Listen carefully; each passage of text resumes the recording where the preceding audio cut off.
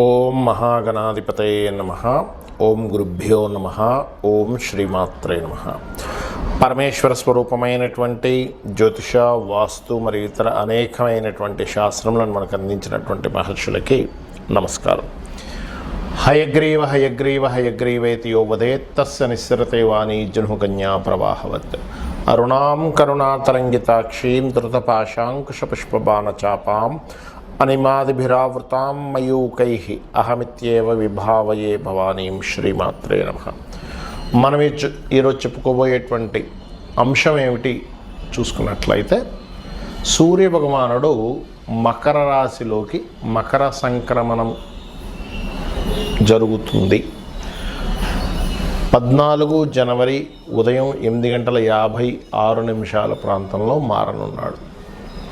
అయితే ఈ యొక్క మకర సంక్రమణంలో సూర్యభగవానుడు వెళ్ళేటప్పుడు ముఖ్యంగా ఆరోగ్య ప్రదాత మరియు పేరు ప్రఖ్యాతలు తెచ్చేటువంటి గ్రహము ఎంటర్ అయ్యేటప్పుడు ఈ సంచారం మూలంగా 12 లగ్నాల వారికి, లగ్నం తెలియని వారి రాశి వారికి ఏ విధమైనటువంటి మంచి ఫలితాలు రానున్నాయి, ఏ విషయాల పట్ల అక్కించి జాగ్రత్త వహించాలి, మరియు ఏ పరిహారం చేసుకోవాలి. ముఖ్యంగా మనకి సంక్రాంతి ఆ రోజు సంక్రమణం జరుగుతుంది కాబట్టి అందరూ కూడా వారి వారి యొక్క పితృదేవతలకి,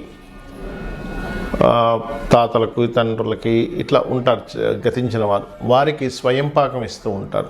అందులో ప్రత్యేకంగా మీకున్నటువంటి సమస్య బట్టి ఎటువంటి పరిహారం, ఎటువంటి దానము చేసినట్లయితే ఆ సమస్య శాశ్వతంగా తొలగిపోతుంది అనేటువంటి విషయాలు మనం ఇప్పుడు తెలుసుకుందాం. మిథున లగ్నము, మిథున రాశి, మిథునం వారికి గనక చూసుకున్నట్లయితే ప్రత్యేకంగా ఇక్కడ ఈ యొక్క రాశి వారికి మంచి ఫలితాలు ఏమిటి, సూర్య భగవానుడు మారడం మూలంగా అని చెప్పి చూసుకున్నట్లయితే మీకు లాభాలు, ఒక ధైర్యంగా ఒక స్టెప్ వేయడం వల్ల ఖచ్చితంగా లాభాలు సిద్ధిస్తాయి. కాకపోతే కొన్నిసార్లు ఒక చిన్న మిస్కమ్యూనికేషన్స్ వల్ల కొన్ని కట్టవలసినటువంటి ఏవైతే ఎల్ఐసి సంబంధించిన ఇన్సూరెన్సెస్ రిలేటెడ్ సంబంధించి ఉంటాయి కదా, అటువంటి విషయాల్లో కొంచెం నెగ్లిజెన్సీ చేస్తారు. అటువంటివి చేయకండి. బట్ ఓవరాల్గా చూసుకుంటే లాభాలు ఇస్తాడు ఇక్కడ. ఈ మిథున లగ్నానికి అష్టమ స్థానంలో ఉండేటువంటి గ్రహం చూసుకున్నట్లయితే మరి ఏ జాగ్రత్తలు తీసుకోవాలి?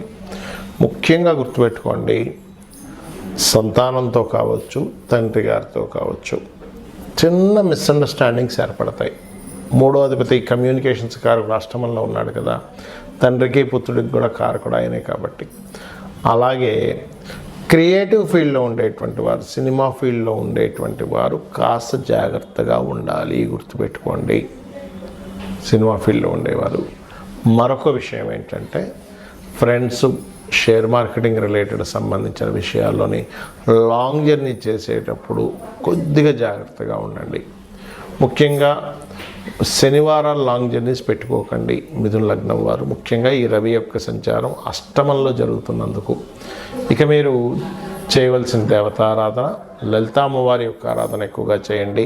మరియు అదేవిధంగా మీకు 4వ స్థానంలో కేతువు యొక్క సంచారం జరుగుతుంది కాబట్టి గణపతి యొక్క ఆరాధన మరియు లలితామ్మవారి ఆరాధన కలిపి చేయండి. స్వయం పాకం ఇచ్చే సమయంలో మీరు ఉలవలు, కందులు, నువ్వులు కూడా దానంగా ఇవ్వండి. వీలైతే గోధుమలు కూడా ఇస్తా, ఇంకా మంచిది. ఎందుకంటే అష్టమంలో ఉన్నాడు కదా రవి, కాబట్టి ఇవి చేయండి, ఖచ్చితంగా బాగుంటుంది. చాలామందికి జాతచక్రం ఉండదు, డేట్ ఆఫ్ బర్త్ ఉండదు, టైం ఉండదు, కానీ మేము ఏదో ఒకటి చేద్దాం అనుకుంటున్నాము. మరి పర్టికులర్గా తీసుకోవాల్సిన జాగ్రత్తలు కానీ ఏం తీసుకోవాలి అంటే, సహజ జాతక చక్రం అంటారంటే మీకు అందరూ కూడా ఇప్పుడుండేటువంటి రవి సంక్రమణం దేని మీద ఎఫెక్ట్ ఎక్కువ చూపిస్తుంది, మకర రాశిలో దశమ కేంద్రంలో ఉన్నప్పుడు అందరూ జాతకం ఉన్నా లేకపోయినా ముఖ్యంగా తీసుకోవాల్సిన జాగ్రత్త అగ్రిమెంట్స్ ఒకటి, వివాహ సంబంధించిన విషయాలు ఒకటి, లాభ అంచనాలు వేసేటువంటి విషయంలో పర్ఫెక్ట్గా తీసుకునే జాగ్రత్తలు తీసుకోవాలి ఒకటి. అలాగే మరి జాతచక్రం లేదండి, నేనేం దానం ఇవ్వాలి, ప్రతి ఒక్కరు ఇవ్వాల్సిన దానం ఏమిటి అంటే మీ సమస్య బట్టి ఉంటుంది స్వయం పాకంతో ఇవ్వడం అనేది. ఇప్పుడు ఉదాహరణకి ఎప్పటి నుంచో ప్రమోషన్ కోసం ఎదురు చూస్తున్నారు కానీ అవ్వటం లేదు.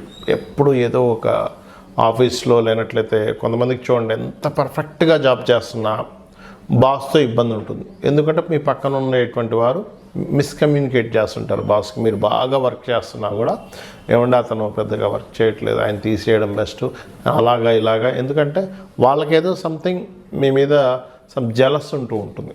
అంటే మీరు బాగా పని చేస్తున్నారనో లేకపోతే మీరు చేస్తున్నటువంటి దీనివల్ల వాళ్ళని తొక్కేసి మీరు పైకి వెళ్తారేమో అనేటువంటి ఒక జలస్ రిలేటెడ్ సంబంధించిన కొంతమంది ఉంటారు. అలాంటప్పుడు మీరు ఈ మకర సంక్రమణం జరిగే రోజు కనుక మీరు స్వయం పాకంతో పాటు గోధుమలు కనుక దానంగా ఇచ్చినట్లయితే పితృదేవత అనుగ్రహం మీకు మంచి పేరు ప్రఖ్యాతులు తెచ్చేలా చేస్తుంది. మరికొంతమందికి మానసికంగా ఇబ్బంది ఉందనుకోండి, బాగా ప్రతిదానికి మానసికంగా స్ట్రెస్ అయిపోతున్నానండి అనుకునేటువంటి వారు బియ్యము దానంగా ఇవ్వండి, బియ్యం దానంగా ఇవ్వండి. అదేవిధంగా గోవులకి బియ్యపు పిండి తినిపించండి, బెల్లం కలిపినటువంటి బియ్యం పిండి తినిపించండి. బెల్లము, తురిమిన బెల్లము ప్లస్ బియ్యం పిండి. ఇందాక నేను మీకు చెప్పినట్టుగా ఒకవేళ మీకు పేరు ప్రఖ్యాతలు రావాలంటే గోవుకి గోధుమ రవ్వ తినిపించండి, ఖచ్చితంగా బాగుంటుంది. అయితే ఇది ఈ రోజు ఆ రోజు అని కాదు, మకర సంక్రమణం జరిగే రోజు తినిపిస్తే చాలా మంచి ఫలితాలు వస్తాయి. మరి అదేవిధంగా మరి కొంతమందికి లైఫ్ అంతా కూడా ఏదో గొడవలు జరుగుతూనే ఉంటాయి. మీరు గమనించండి, అంటే చిన్నప్పటి నుంచి ఇంట్లో వాళ్ళతోనో లేకపోతే వివాహం అయిన తర్వాత వివాహ జీవిత భాగస్వామితోనో ఆఫీస్లోనో లేకపోతే రోడ్డు మీద వెళ్తుంటే కూడా ఏదో ఒక గొడవ. ఎందుకు అలా జరుగుతుంది అంటే వాళ్ళ పర్సనల్ చార్ట్లో మార్స్ పాడైపోయి ఉంటాడు. కుజుడు కనుక పాపగ్రహ సంబంధాలు పడ్డాయనుకోండి, గొడవలకు కారకుడు కదా, లీడర్షిప్కి కారకుడు కదా. అంటే అనవసరంగా పిచ్చి పిచ్చివన్నీ గొడవలు జరుగుతుంటాయి. అలాంటి వారు కందులు దానంగా ఇవ్వాలి. కందులు దానంగా ఇవ్వడం, గోవులకు క్యారెట్స్ తినిపించండి మకర సంక్రమణం రోజు ఖచ్చితంగా. దీనివల్ల ఏం జరుగుతుందంటే మీకు కలగబోయే యాక్సిడెంట్ యోగాలు కూడా తప్పిపోతాయి. అదేవిధంగా మరి కొంతమందికి వ్యాపారం పెడుతూ ఉంటారు కానీ ఆ వ్యాపారం అభివృద్ధిలోకి రాదు, ఎంతో కష్టపడుతుంటారు. ఏమిటి ఎక్కడ లోపం జరుగుతుందో కూడా అర్థం కాదు. అడ్వర్టైజ్మెంట్ చేపిస్తారు, అదేవిధంగా నలుగురికి తెలిసేలా చేస్తారు, ప్రోడక్ట్ కూడా బాగుంటుంది కానీ ఎక్కడో ప్రాబ్లం వస్తుంది. దానికి కారణం ఏమిటంటే బుధగ్రహం ఎక్కడో పాడైంది మీ జన్మజాతకంలో. అంటే పాపకత్తిరిలో ఉండడమో నీచ స్థానంలో ఉండడమో జరిగింది. అలాంటప్పుడు ఈ యొక్క పితృదేవతలకి మకర సంక్రమణం జరిగే రోజు ఇచ్చేటప్పుడు పెసలు కూడా దానంగా ఇవ్వండి. అదేవిధంగా గోవుకి ఆకుకూరలు అంటే ముఖ్యంగా అందులో గోంగూర తినిపించండి. మరి గురుబలం పెరగాలండి అంటుంటారు, అన్నిటికీ గురుబలమే ప్రధానం కదా. శనగలు, పసుపు రంగు వస్త్రము, స్వయం పాకంతో పాటు గోవుకి అరటికాయలు తినిపించండి. వివాహం అవ్వట్లేదండి, వివాహ సంబంధించిన విషయంలో చాలా ఇబ్బంది పడుతున్నాం, లేదా అసలు ఫైనాన్సే చాలా ఇబ్బంది అవుతుంది అనుకునేటువంటి వారు ఫైనాన్స్కైనా వివాహానికైనా ఒకటే. ఏమిటది అంటే గ్రాసము మరియు అదేవిధంగా తీపి చపాతీలు, ఒక 3 చపాతీలు నూనె వేయకుండా కాల్చినటువంటి చపాతీలు తీసుకొని దానికి తేనెను పూసి చిన్న చిన్న ముక్కలు చేసి గోవుకు తినిపించేసేయండి.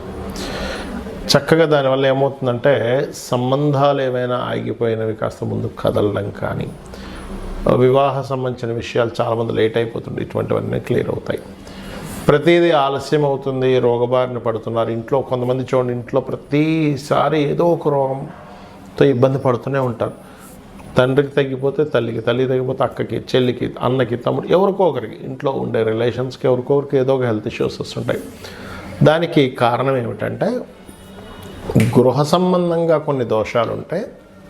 వాస్తుపరంగా వాయువ్యం కానీ ఉత్తర ఈశాన్యం కానీ పాడైంది అనుకుంటే మీ జన్మజాతకంలో రోగకారకుడు మరియు శని కలిసి ఉంటాడు. అలాంటప్పుడు దీర్ఘ వ్యాధులు అంటే ఒక రోజులో ఒక పట్టాన పోవవి, అలాంటివి ఇబ్బంది పెడుతుంటారు. అలాంటి వారు నువ్వులు లేదా మీకు దగ్గరలో ఆలయంలో ఉన్నట్లయితే శివాలయంలో అక్కడ నూనెని దానంగా ఇవ్వండి. మరి అనవసరమైన భయాలు ఉన్నాయండి అని అనుకునేటువంటి వారు మినుములు దానంగా ఇవ్వడము, గోవులకి 4 ఉండలుగా లడ్డూలుగా తయారు చేసి బెల్లంతో 4 ఉండలుగా తినిపించడము. ఆటంకాలు ఎక్కువగా జరుగుతున్నాయి అన్నప్పుడు